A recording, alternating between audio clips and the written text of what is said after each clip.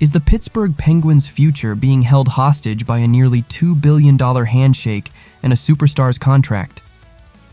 For a franchise at a critical crossroads, the path forward seems obscured by a swirling vortex of ownership uncertainty and a massive financial commitment to a player who may no longer fit the blueprint. The question isn't just about what the Penguins should do, but whether they can make the pivotal decisions necessary to define their next decade, all while navigating a high-stakes ownership transition.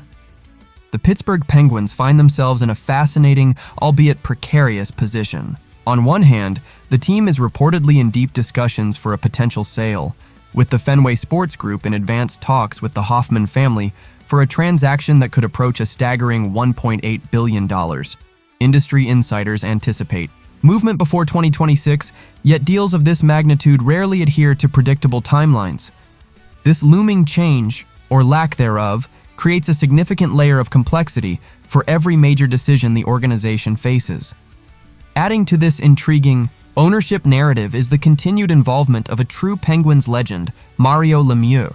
Along with longtime partners Ron Burkle and David Morehouse, Lemieux has expressed interest in maintaining some role within the franchise. While they may not possess the financial muscle to outright purchase the team, bringing Lemieux back into the fold under new direction would carry immense symbolic weight, resonating deeply with the Pittsburgh faithful.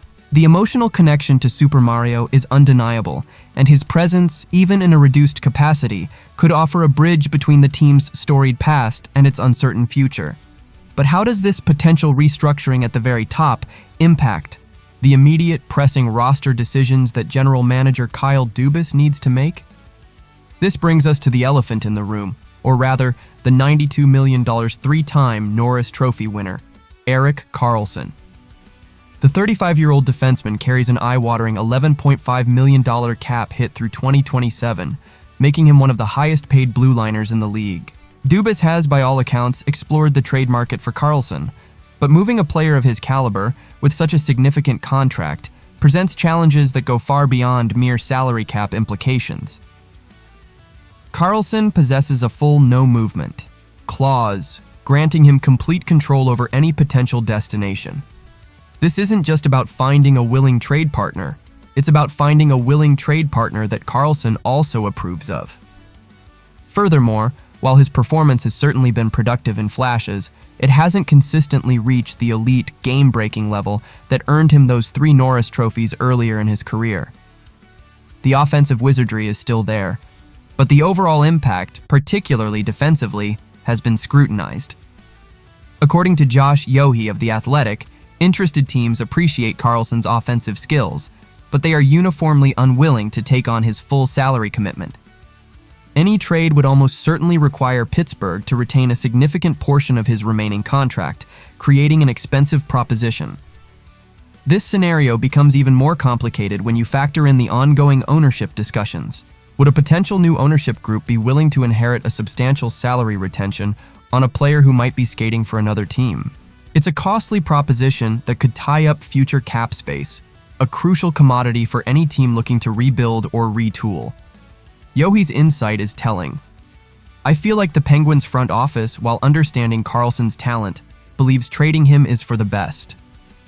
This suggests a clear internal desire to move on, but the practicalities are proving to be a formidable hurdle. Beyond the financial and contractual complexities, Karlsson's presence on the roster creates a significant bottleneck in player development, particularly on the defensive side. Take Harrison Brunica, for example. The 19-year-old impressed during training camp, showcasing the kind of young talent that Dubas desperately wants to integrate into the lineup. Yet Brunica finds himself blocked on the right side of the defense, sitting behind not only Karlsson, but also Chris Letang, Matt Dumba, and Connor Clifton. This isn't just about one player, it's a microcosm of the broader challenge facing the Penguins front office. The organization continues to be heavily reliant on its aging core of Sidney Crosby, Evgeny Malkin, and Chris Letang. While their contributions have been immense, the championship window for this legendary trio is undeniably narrowing.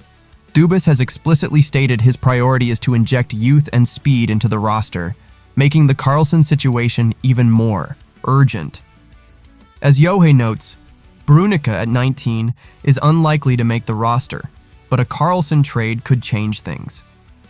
This isn't merely about clearing cap space, it's about creating opportunities for the next generation, allowing young players to develop and contribute at the NHL level. The timing of all this adds another layer of pressure. Teams like Toronto and Carolina have reportedly shown initial interest in Karlsson, but no serious negotiations have materialized.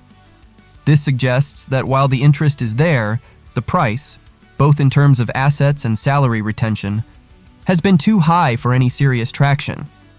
For now, Karlsson remains a central figure in Pittsburgh's most critical decisions, a $92 million question mark hanging over a franchise in flux.